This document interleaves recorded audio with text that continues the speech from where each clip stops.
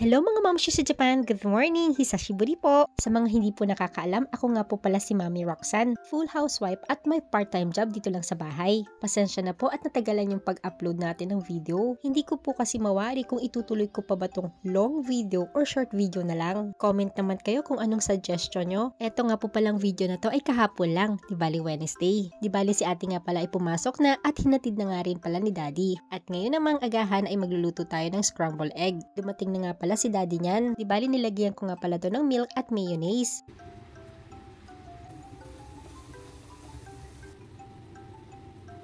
Siyempre may kasama rin itong bacon at sunog na tinapay. O diba, ang galing ko talaga magluto, tinapay lang sunog pa. At eto nga, ang aga-aga, merong bata nakabusangot ang muka dahil ayaw daw niyang pumasok ngayon at gusto daw niyang mag-drawing. Ay sabi ko naman sa kanya, pwede naman siya mag-drawing sa school. Ayaw daw niya, gusto lang daw niya dito sa bahay. Ang dami pa nga niyang sinabi para ma-convince lang kami ni daddy na ayaw daw niyang pumasok. Pero syempre, hindi naman tayo magpapatalo doon. Pero kahit gustong-gusto ko siyang ipagyasumi. Pero hindi pwede kasi meron tayong gagawin. At ayun nga, sabi ko nga sa kanya, kumain na siya at tinanong ko kung anong gusto niya. Gusto daw niya ng cereal. Kaya naman sabi ko sa kanya, bibigyan ko siya ng cereal kapag pumasok siya sa school.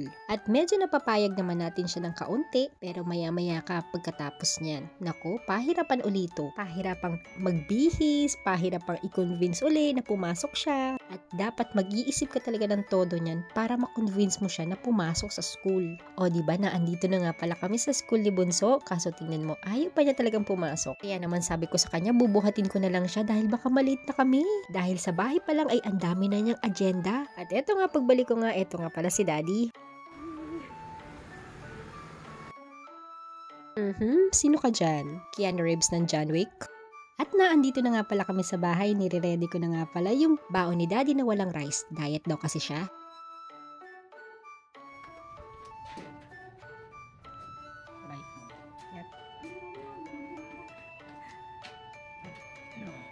Balik ka. Wala na yun.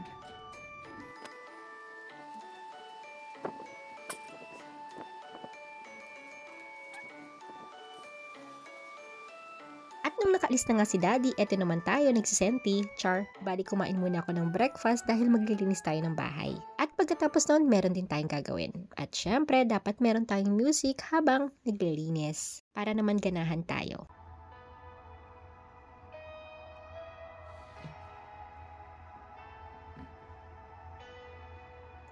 Minsan makareklamo tayo sa buhay, akala mo'y tayo na ang pinaka may mabigat na pinagdadaanan sa mundo. Pero hindi natin alam, marami nang dumaan sa parehong daan. Tandaan mo, hindi porket nadadala ng isang tao ay maigi na ang kanyang buhay. Ay ibig sabihin, hindi ito mabigat. Marami pang mas mabigat ang pinagdadaanan sa atin. Minsan pa, aakalain ng iba ay wala tayong problema dahil sa pagiging malakas natin. Pero kung naririnig lang ang bigat ng tibok ng puso, baka sakaling maintindihan. Ganun pa man sa kaunting punto. Sana sa pagkakataon na nahihirapan ka, isipin mo na napakaraming tao gagawin ang lahat para mapunta lang sa pwesto mo ngayon. Ako, ang iniisip ko na lang, kung kaya ng iba ay kaya ko rin. Ganyan lang kasimple. At meron akong ugali na niyayabangan ko ang aking sarili at pinapaniwala ko ang aking sarili na kaya ko para kayanin ko. Pero kung mabigat, di baunin ang lesson pa uwi. Kung magwagi, di nakayo ko, tiklop ang tuhod at may kaunting hawi pataas ang labi. Tandaan, ang buhay ay hindi paunahan. Minsan, ang lesson ay nasa biyahe mo, kung nasa umpisa at hanggang gitna. At pagdating sa dulo, pinaka-importante pa rin kung gaano ka naging mabuting tao. Yun lang po. Salamat!